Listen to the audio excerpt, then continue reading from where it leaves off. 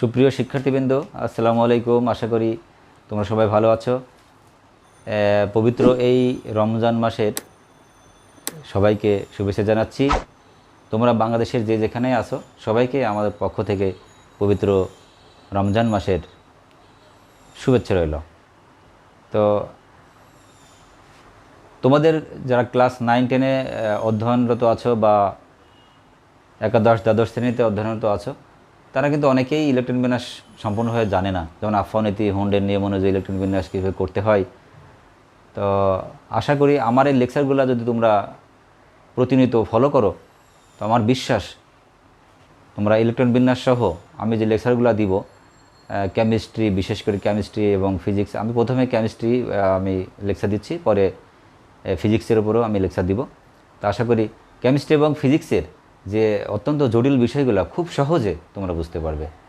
আর এই জন্য আমার এই ইউটিউব চ্যানেলে তোমরা সাবস্ক্রাইব করে রাখবে, তাহলে তোমরা আমার লেকচারগুলো প্রতিনিয়ত দেখতে পাবে। যাই হোক, কথা না বাড়িয়ে আমি এখন শুরু করি। আমি লেকচার আজকে 9 শুরু করব। এর আগে লেকচার 8-এ দেখিয়েছিলাম যে আফাও নীতিতে কীভাবে ইলেকট্রন বিন্যাস করা হয়। তো আফাও নীতির ভিতরেই একটা টপিকস আছে যে হাফ ফিল্ড এবং ফুল ফিল্ড অবস্থায় ইলেকট্রন বিন্যাস কীভাবে করতে হয়। হাফ ফিল্ড অর্থাৎ অর্ধপূর্ণ ও ফুল ফিল্ড মানে সম্পূর্ণ অবস্থায় ইলেকট্রন বিন্যাসের নিয়ম, এটা কিন্তু আফাও নীতির ভিতরেই আছে। তো এই হাফ ফিল্ড এবং ফুল ফিল্ড অবস্থায় কীভাবে ইলেকট্রন বিন্যাস করতে হয় আমরা দেখাবো। তার আগে আমি একটু আরেকটা বিষয় আলোচনা করতে চাই। তোমরা লক্ষ্য করো যে আমি বলেছিলাম এর আগের লেকচারে যে ইলেকট্রন সর্বপ্রথমে নিম্ন শক্তি স্তরে, অরবিটালের নিম্ন শক্তি স্তরে প্রবেশ করে এবং নিম্ন শক্তি স্তর পূর্ণ হওয়ার পরে বাকি ইলেকট্রনগুলা উচ্চ শক্তি স্তরে প্রবেশ করবে। তো সেটা আমরা দেখাইছিলাম গত ক্লাসে যে N+L সূত্র অনুসারে কীভাবে উচ্চ শক্তি স্তর এবং নিম্ন শক্তি স্তর বোঝা যায়। আমি আরেকটা নিয়ম তোমাদের বোঝাবো যে N+L সূত্র মনে না থাকলেও কোন উপশক্তি স্তর নিম্ন শক্তি স্তর এবং কোন উপশক্তি স্তর তা সহজেই আমরা বুঝতে পারি।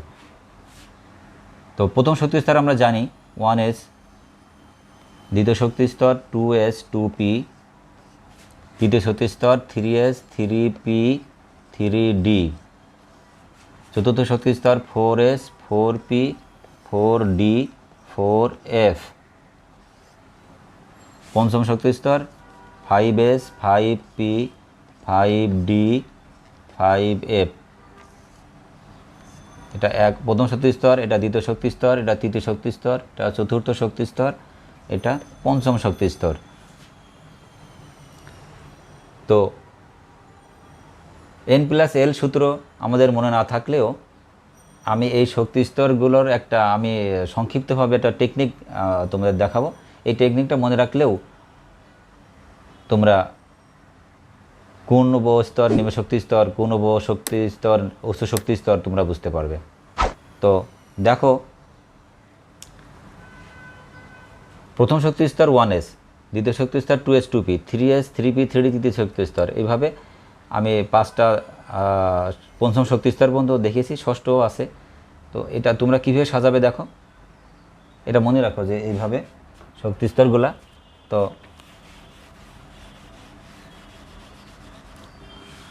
প্রথম শক্তি স্তর 1s এভাবে লিখে নিবা। এবার দ্বিতীয় শক্তি স্তর এই 1s এর নিচে 2s লিখবে, তারপরে 2p। তৃতীয় শক্তি স্তর এই 2s এর নিচে লেখো 3s 3p 3d।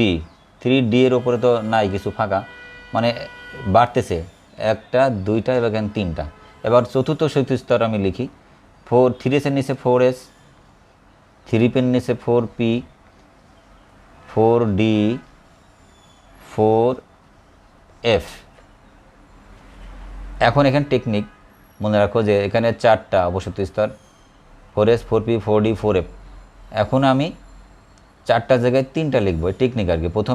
প্রথম শক্তি স্তর, দ্বিতীয় শক্তি স্তর, তৃতীয় শক্তি স্তর, চতুর্থ শক্তি স্তর পর্যন্ত আমরা লিখে নিব। এখানে চতুর্থ শক্তি স্তরে 4টা অরবিটাল আছে, 4s 4p 4d 4f, 4টা। এখন আমি 3টা করব। 3টা কীরকম, 5s 5 পি 5D 5F আছে, যদিও আমি 5F দিব না, এটা টেকনিক আর কি। চারটা হয়েছে, এটা এখন আমি 3টা করব। 5S 5P 5D 3টা হলো। এখন এই 3টার নিচে এখন আমি 2টা বসাবো। 6S 6P 2টা, তাই না? 6X 6P বসাইলাম, এখানে 2টা। এখন আমি একটা বসাবো। 6-এর পরে 7S।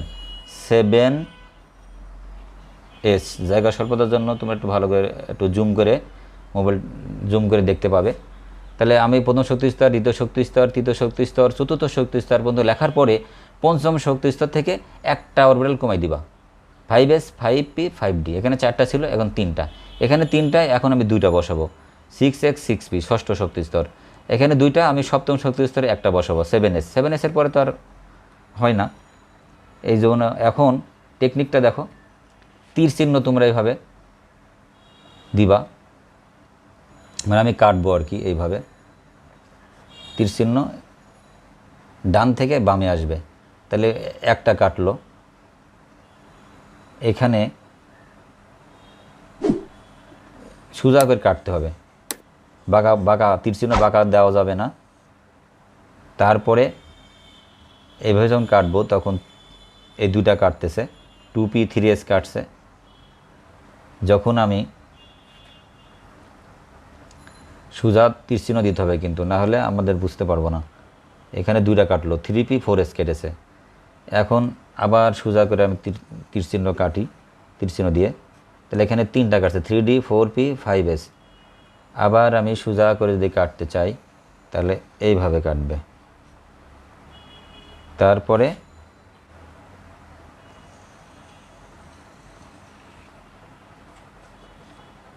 এভাবে কাটছে, অর্থাৎ এখানে আমি তীর চিহ্নটা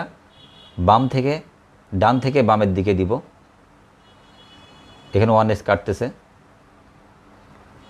এখানে 2S কাটতেছে, 3 নম্বর তীর চিহ্ন 2P 3S কাটছে, 4 নম্বর 3P 4S, তারপরে 3D 4P 4S কাটছে, তারপরে পঞ্চমটা কাটতেছে তীর চিহ্ন 4D 5P 6S কাটছে। আর ষষ্ঠ 1 2 3 4 5 ষষ্ঠ তীর চিহ্নটা কাটছে 4F 5D 6P 7S। আমি এটা একটা টেকনিক, অর্থাৎ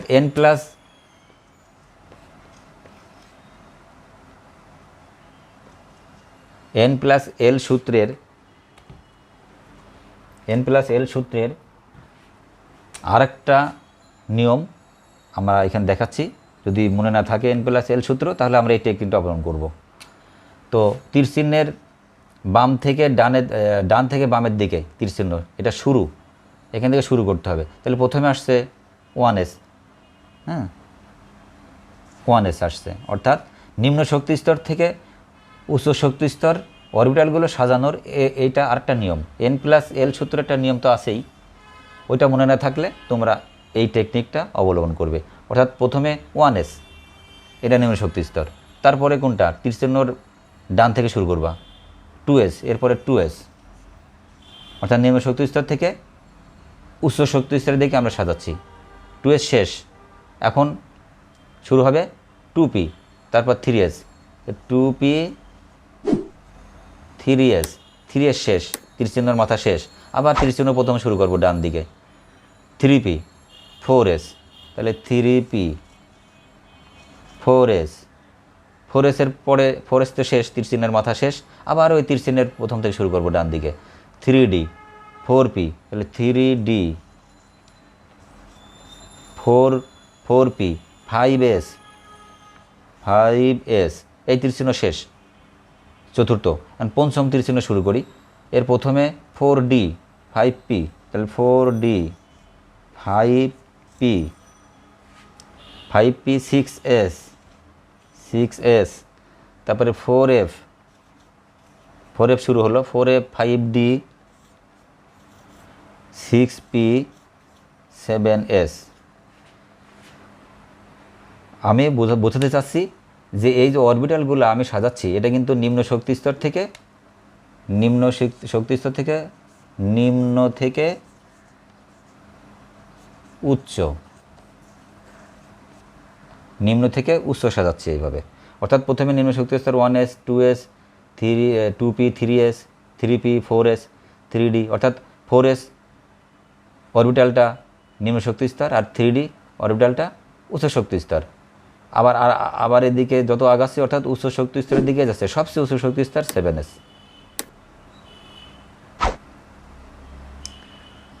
অর্থাৎ নিম্ন শক্তি স্তর থেকে আমরা উচ্চ শক্তি স্তর অরবিটালগুলো যদি সাজাতে যায়, তাহলে আমি এই টেকনিকটা, হ্যাঁ, তীরচিহ্নের মাধ্যমে কেটে কেটে কেটে কেটে আমি এইভাবে সাজাবো। হ্যাঁ, তাহলে এই অরবিটালগুলো আমরা দেখতে পাচ্ছি যে নিম্ন শক্তি স্তর থেকে উচ্চ শক্তি স্তরের দিকে আমরা ধীরে ধীরে আগাচ্ছি। অবশ্যই অর্থাৎ বোঝা যাচ্ছে যে 7sটা সবচেয়ে উচ্চ শক্তি স্তর এবং 1sটা সবচেয়ে নিম্ন শক্তি স্তর। অর্থাৎ আমি বোঝাতে চাচ্ছি যে কোন উপশক্তি স্তর উচ্চ শক্তি স্তর হবে এবং কোন উপশক্তি স্তর নিম্ন শক্তি স্তর হবে, সেটা দুইটা নিয়মে করা যায়। একটা হচ্ছে n+l সূত্র, আর একটা এই তীর চিহ্নের মাধ্যমে আমরা কেটে কেটে আমরা অরবিটালগুলো সাজিয়ে এইটা আমরা বুঝতে পারবো যে নিম্ন শক্তি স্তর থেকে উচ্চ শক্তি স্তরের অরবিটালগুলো এইভাবে আমরা লিখতে পারি। এখন আমি তোমাদের আরেকটি নিয়ম শেখাচ্ছি। আমি তোমাদের বলেছিলাম যে ইলেকট্রন সর্বপ্রথম নিম্ন শক্তি স্তর গমন করে এবং তারপরে বাকি ইলেকট্রনগুলো উচ্চ শক্তি স্তরে গমন করবে, এবং যে অরবিটালের n+l এর মান কম সেই অরবিটালটাই নিম্ন শক্তি স্তর হবে, আর যে অরবিটালের n+l এর মান বেশি সেটা উচ্চ শক্তি স্তর হবে। কিন্তু এর ব্যতিক্রম আছে, দেখো 3d এবং 4p এই অরবিটাল দুটার ভিতরে কোনটি উচ্চ শক্তি স্তর কোনটা নিম্ন শক্তি স্তর? আমরা জানি যে s অরবিটালের জন্য l এর মান 0, p অরবিটালের জন্য l এর মান 1, এর আগে তোমাদের এটা দেখেছিলাম। d অরবিটালের জন্য l এর মান 2 এবং f অরবিটালের জন্য l এর মান 3। তো সেই অনুযায়ী 3dর ক্ষেত্রে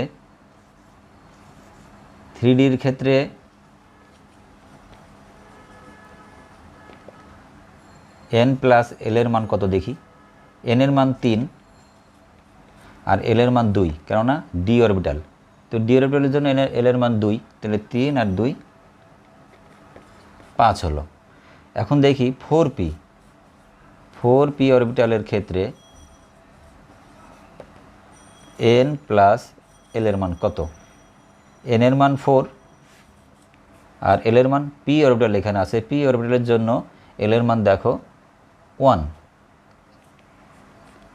5। খুব গুরুত্বপূর্ণ বিষয় আলোচনা করছি, তোমরা খুব মনোযোগ দিয়ে শোনো। দেখো 3d অরবিটালের ক্ষেত্রে n+l এর মান 5, আবার 4p অরবিটালের ক্ষেত্রেও n+l এর মান 5, অর্থাৎ একই মান। তাহলে এইখানে আমরা কি করে বুঝবো যে কোনটা নিম্ন শক্তি স্তর এবং কোন অরবিটাল উচ্চ শক্তি স্তর? এখানে একটা নিয়ম আছে, তোমরা মনে রাখো যে যদি দুটো অরবিটালের n+l এর মান একই হয়, তাহলে যে অরবিটালের প্রধান শক্তি স্তর n এর মান কম হবে সেটাই নিম্ন শক্তি স্তর হবে। দেখো 3dর ক্ষেত্রে n এর মান 3 আর 4pর ক্ষেত্রে n এর মান 4, তাহলে এই 4টা বেশি n এর মান, এই 4টা হচ্ছে n এর মান অর্থাৎ শক্তি স্তর। যেহেতু 3dর ক্ষেত্রে 3 মানটা ছোট, কাজে এই 3d নিম্ন শক্তি স্তর হবে। আর 4pর ক্ষেত্রে 4 n এর মান 4, এখানে এই 4 মানটা বেশি, অর্থাৎ প্রধান শক্তি স্তর n এর মান 4, এখানে এই 4 মানটা বেশি বলেই 4pটা উচ্চ শক্তি স্তর হবে। আমি আবার বলি, 3d এবং 4pর ক্ষেত্রে n+l এর মান 5, মানে একই মান। এইখানে একই মান যেহেতু, তাহলে কোনটা নিম্ন শক্তি স্তর হবে? দেখতে হবে যে অরবিটাল ক্ষেত্রে n এর মান কম, এই 3 এখানে n এর মান 3 মান কম, এই জন্য এটা 3dটা নিম্ন শক্তি স্তর হবে। আর 4pর ক্ষেত্রে এই 4 মানটা বেশি, অর্থাৎ n এর মান 4, এখানে n এর মান 4, এই জন্য এই 4pটা উচ্চ শক্তি স্তর হবে। আশা করি তোমরা এই বিষয়ে ক্লিয়ার হয়েছো। হ্যাঁ শিক্ষার্থীবৃন্দ, আমি এখন তোমাদের হাফ ফিল্ড এবং ফুল ফিল্ড ইলেকট্রন বিন্যাস কীভাবে করতে হয় আবহাওয়া নীতিতে সে বিষয়ে আলোচনা করব, এবং আশা করি তোমরা খুব মনোযোগ দিয়ে বিষয়টি দেখবে। দেখো ক্রোমের ইলেকট্রন বিন্যাস দিয়ে আমি বোঝাচ্ছি। ক্রোমিয়াম এর পারমাণবিক সংখ্যা 24, 1s2 2s2 2p6 3s2 3p6। তাহলে এই পর্যন্ত আমাদের 18টা হয়েছে। 6 আর 2 8, 8 আর 6 14, 16 আর 2 18, 18 আর 4 22 আর 2 24। এখানে 4s নিম্ন শক্তি স্তর, এখানে 2টা আমরা দিয়ে দিয়েছি, এসের ধারণ ক্ষমতায় 2টা, তো বাকি 4টি ইলেকট্রন আমরা ডিতে দিয়েছি। অনেক ছাত্রছাত্রী ইলেকট্রন বিন্যাস ক্রোমিয়ামের ইলেকট্রন বিন্যাস এভাবে করে আসবে, কিন্তু এটা ভুল, এটা কিন্তু ভুল হবে। অনেকে ভাববে ঠিকই তো করেছি, যে নিম্ন শক্তি স্তর 4s-এর 2টি ইলেকট্রন দিয়ে দিয়েছি সম্পূর্ণ তার ধারণ ক্ষমতা অনুযায়ী, বাকি ইলেকট্রনটা তো আমি 3D-তে দিয়েই দিয়েছি, তাহলে হবে না কেন? এইখানে তোমাদের মনে রাখতে হবে যে ইলেকট্রন বিন্যাস যদি হাফ ফিল্ড বা অর্ধপূর্ণ অবস্থায় করা যায় তাহলে করে নিতে হবে, আর যদি ফুল ফিল্ড অবস্থায় বা সম্পূর্ণ অবস্থায় করা যায় তাও করে নিতে হবে। এখানে আমি জানি যে ডি এর ইলেকট্রন ধারণ ক্ষমতা 10, কিন্তু এটা ফুল, কিন্তু D5 যখন হবে তখন হাফ হবে, 10-এর অর্ধেক 5, এটা ফুল ফিল্ড, এটা হাফ ফিল্ড, অর্থাৎ ডির ধারণ ক্ষমতা সর্বোচ্চ ইলেকট্রন ধারণ ক্ষমতা D10, তাহলে D10-এর অর্ধেক D5, D5টা হচ্ছে হাফ ফিল্ড। তো এখানে আমরা কিন্তু D5 করতে পারি, অর্থাৎ এই D4-এর জায়গায় আমি D5 দিতে পারবো, আর এইখানে 1 দিব, অর্থাৎ হাফ ফিল্ড যদি করতে চাই তাহলে এস অরবিটাল থেকে আমি একটা ইলেকট্রন স্থানান্তর করে আমি ডিতে দিতে পারবো। যদি তোমরা বলো কেন করলাম, এখানে নিয়ম হচ্ছে যে হাফ ফিল্ড অবস্থায় পরমাণুর ইলেকট্রন বিন্যাস স্থায়িত্ব লাভ করে বেশি, হ্যাঁ, অর্থাৎ উপশক্তি স্তরের স্টেবিলিটি বা স্থায়িত্ব বৃদ্ধি পায় হাফ ফিল্ড অবস্থায় বা ফুল ফিল্ড অবস্থায় ইলেকট্রন বিন্যাস। এই জন্য 4s-এ যদিও 2টা ছিল, সেখান থেকে একটা ইলেকট্রন নিয়ে এসে আমি ডিতে দিয়ে 5 করব, আর এই D5 মানে হাফ ফিল্ড।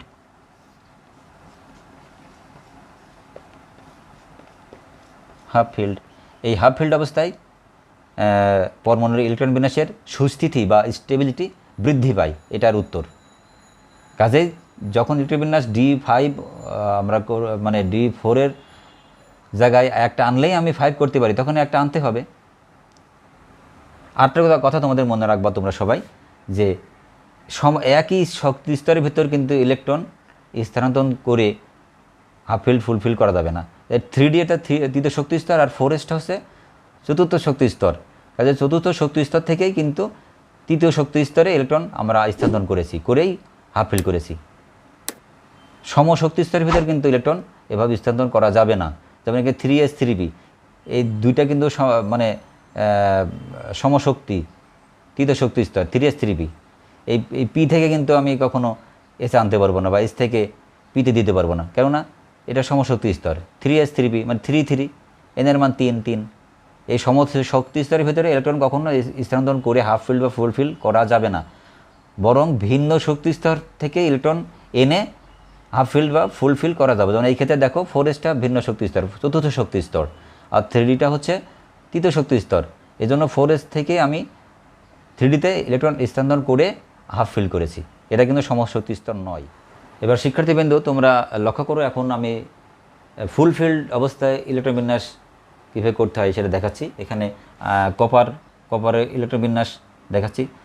বেশিরভাগই তোমাদের পরীক্ষার খাতায় ক্রোমিয়াম এবং কপারের ইলেকট্রন বিন্যাস তোমাদের করতে বলবে, কারণ এই দুইটাই আসলে কনফিউশনে পড়ে ছেলেপেলে। যে কপারের দেখো 29 ইলেকট্রন বিন্যাস করি, 1s2 2s2 2p6 3s2 3p6, এটা 18 আর 9 27 আর 2 29। হ্যাঁ, এখানেও কিন্তু 4s অরবিটালের নিম্ন শক্তি স্তরে 2টা ইলেকট্রন দিয়ে দিয়েছি, বাকি 9টি ইলেকট্রন 3D দিয়েছি। কিন্তু এই ক্ষেত্রে তোমাদের সবসময় মনে রাখবে, ইলেকট্রন বিন্যাস করার পরই মনে রাখবে যে আমি হাফ ফিল্ড বা ফুলফিল করতে পারি কি না এই ইলেকট্রন বিন্যাসটা। যদি হাফ ফিল্ড বা ফুলফিল করা যায় অবশ্যই করতে হবে। সেই অনুযায়ী দেখো এখানে আমি 4s থেকে আমি একটা ইলেকট্রন কিন্তু এখানে আনতে পারি, 3D 9-এ আনলে এখানে 3D 10 হবে, তাহলে ফুলফিল হবে। আর 4s 1 এটা থাক, ওটা অসুবিধা নাই। আমরা 3Dটাকে যেটা উচ্চ শক্তি স্তর, এটাকে আমরা সবসময় ফুলফিল বা হাফ ফিল করব।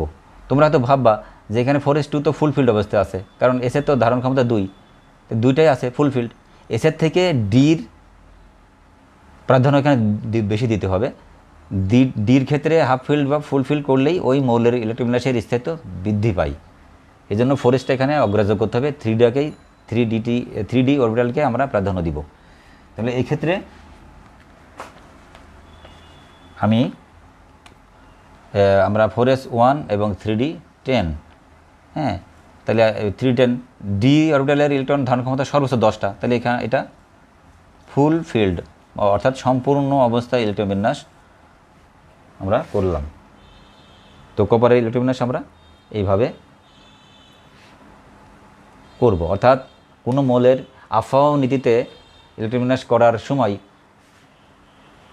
যদি আমরা দেখতে পাই যে 3d অরবিটালকে আমরা ফুল ফিল্ড বা হাফ ফিল্ড করতে পারি, তখন আমরা 4s অরবিটাল থেকে একটা ইলেকট্রন নিয়ে এসে 3d অরবিটালটিকে হাফ ফিল্ড বা ফুল ফিল্ড করে নিব, তাহলেই কিন্তু মৌলের মানে সঠিক ইলেকট্রন বিন্যাস করা হবে।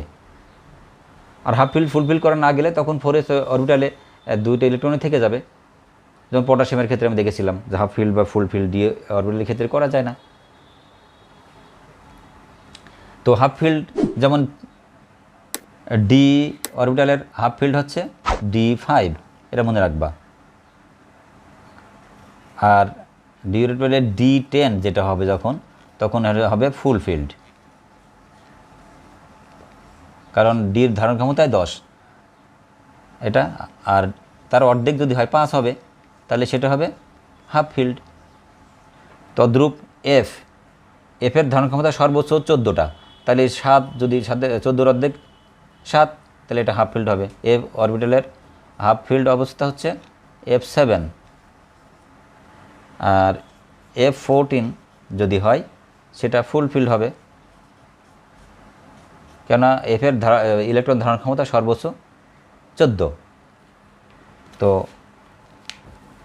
সুপ্রিয় শিক্ষার্থীবৃন্দ, আশা করি আফাও নীতিতে কীভাবে ইলেকট্রন বিন্যাস করতে হয় তোমরা পরিষ্কার একটা ধারণা পেয়েছ। তো আজ লেকচার 9 পর্যন্ত আফাও নীতিটা আমি শেষ করলাম। সামনের লেকচার 10-এ আমি শুরু করব হুন্ডের নিয়ম বা হার্নস রুল। এই হুন্ডের নিয়ম বা হার্নস রুল নিয়মে কীভাবে মৌলের ইলেকট্রন বিন্যাস করা যায় সেটার সহজ পদ্ধতিতে তোমাদের দেখাবো। আশা করি আমার প্রত্যেকটা লেকচার তোমরা অনুসরণ করবে, আর সেই জন্য কিন্তু তোমাদের আমার এই চ্যানেলটা সাবস্ক্রাইব করবে। আমার অনুরোধ থাকলো তোমরা আমার এই চ্যানেলটা সাবস্ক্রাইব করে দিবে, তাহলে তোমাদের উপকার হবে, আমার চেষ্টাটাও সার্থক হবে।